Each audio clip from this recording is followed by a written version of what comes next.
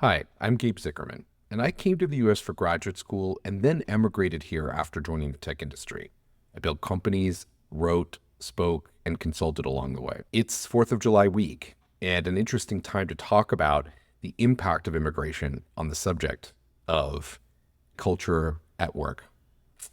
Every year, around 140,000 people receive immigrant visas to come to the United States, just like I did. And as of 2024, 51.6 million Americans, which is about 16% of the population, were not born here, but lived here.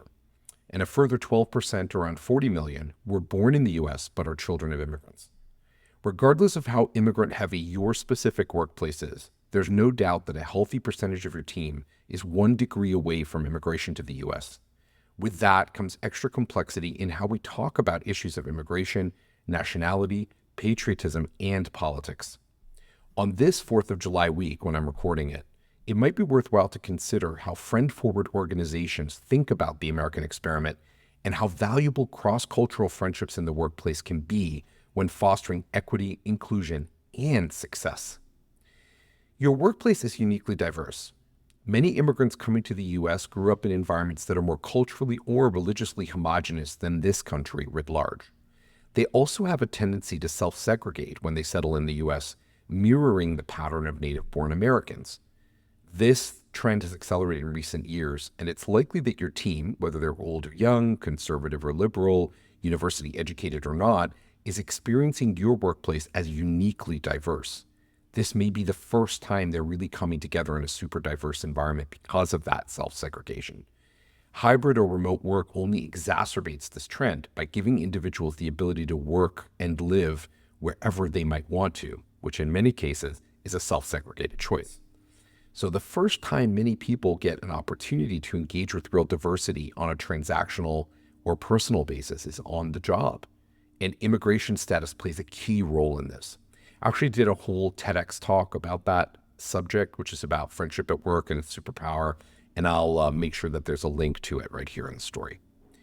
External to your company, immigration has become a huge political issue. While it's important not to generalize, because many recent immigrants are in fact not pro-expanded immigration, contrary to popular belief, immigration politics definitely touches that group more. And sometimes the attacks on immigrants can feel personal, especially if you're from a place that might be getting a little bit more heat than others.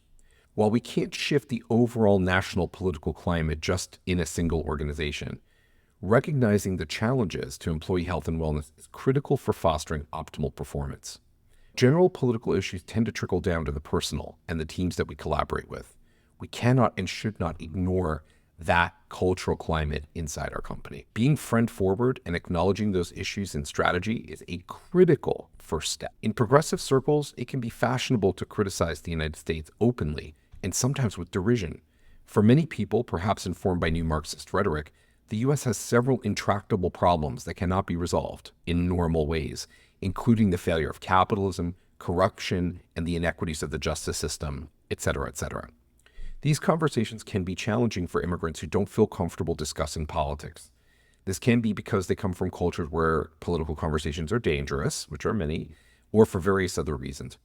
In particular, it can be challenging to express your positive views of the United States to a group of people, like liberals or progressives, that are supposed to be your allies. So you're an immigrant, you're talking to people who are supposed to be your allies, and they're very negative about your new home country. That doesn't create an opportunity for conversation. The stifling in this area can only amplify disconnection among the team. So while people think they're being very open and collaborative, in fact, a member of the team or several members of the team might not be able to fully speak their mind and engage. This is an issue when it comes to enabling everybody to be connected and develop those kinds of friendships. At the same time, it can be fashionable to criticize immigrants or immigration. Among conservatives, the tendency to criticize immigration has never been more extreme, and the rhetoric is quite heated. Undoubtedly, some of your team have strong feelings against immigration and perhaps immigrants themselves, and this can create a different kind of team fissure. The lack of opportunity to discuss these issues likely leads to a lack of cohesion on teams with mixed political opinions and a general sense of distrust and suspicion. People might be making assumptions about each other and avoiding engagement in ways that go beyond social because they're unsure how to navigate differences. So just consider, if you're an immigrant, you're not really able to talk about immigration issues clearly with people on the left because they might be very negative about the United States and you might not agree. And you might not be able to talk with people on the right because they might be very negative about immigrants, or you fear that that's the case.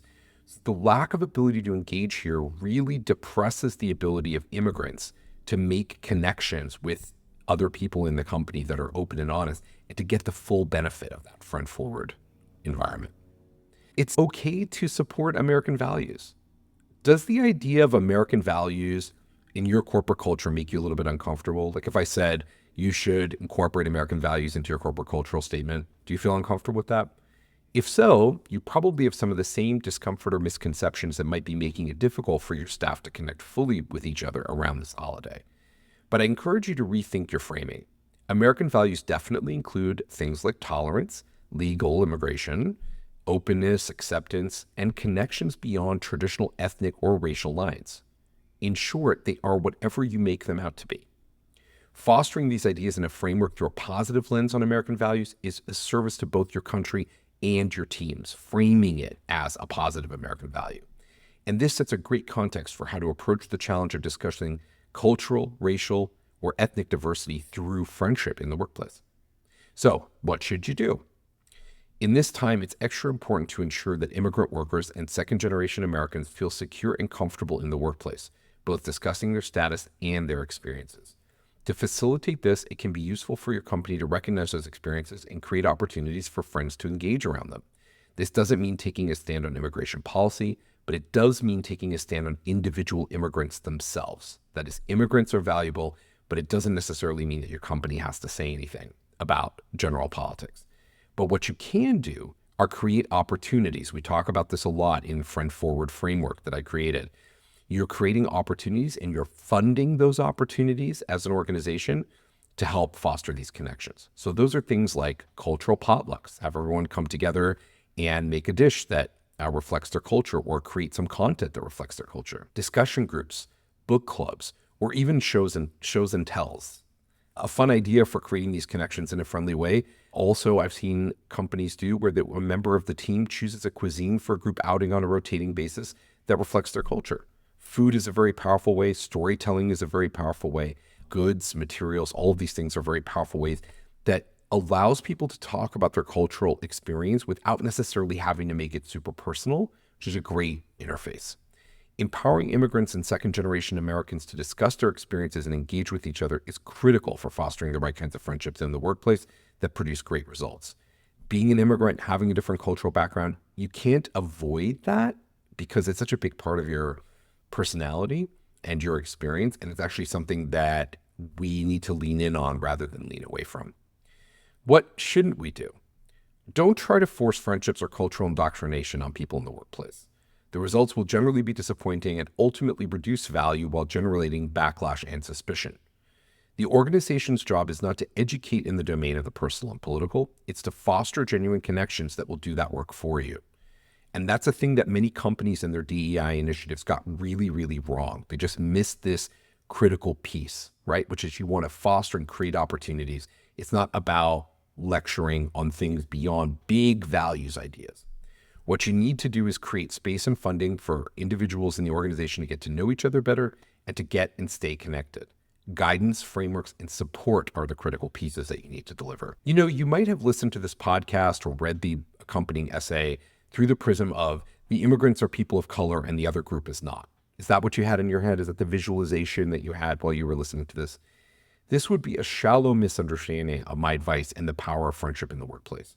While it might be likely that multi-generational American workers have less overall cultural sensitivity or experience in recent emigres, this is absolutely not a universal truth. It is not universally true that all white people misunderstand all people of color and all people of color misunderstand all white people or any sort of combination thereof.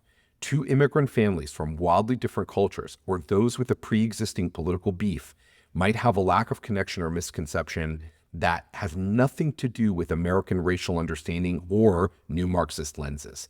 And this is the problem with a strict interpretation of some of these ideas and bringing these concepts forward into workplace design. You just miss it. You just miss how Japanese and Korean people have their own issues that they're bringing forward. Yes, there's also the concept of Asian people and white people, but by flattening that all out and removing that nuance from the conversation, by assuming that it's all about longstanding American culture versus new arrivals to the country, you really miss an opportunity to foster all the right kinds of connections and to create the best opportunities in the team. So don't miss that. Thick connections between friends that we're looking for. It's not about shallow binaries. It's not about shallow understandings of the world. When you engage in a friend forward initiative, it returns benefits in a 360-degree fashion, not just between one race and another. So this July 4th, indeed every July 4th, indeed every week of the year, is an opportunity for us to foster American values that really matter to us and to our teams, creating space and opportunities for immigrants and non-immigrants to discuss, share, and connect. Your job is to create openness and space, funding, and resources to make that happen. Their job is to build those connections. The net result is a better, happier, and more friend-forward organization, one that performs better in all circumstances, including these complex times. Until next time, I've been Gabe Zichermann. I love to give speeches and workshops. I've helped lots of organizations build a better culture using behavioral science, and in particular, I'm very engaged around this topic of friend-forward organizational design. Be sure to subscribe to Friends, Fun, and the Future of Work, and we'll see you in the next episode.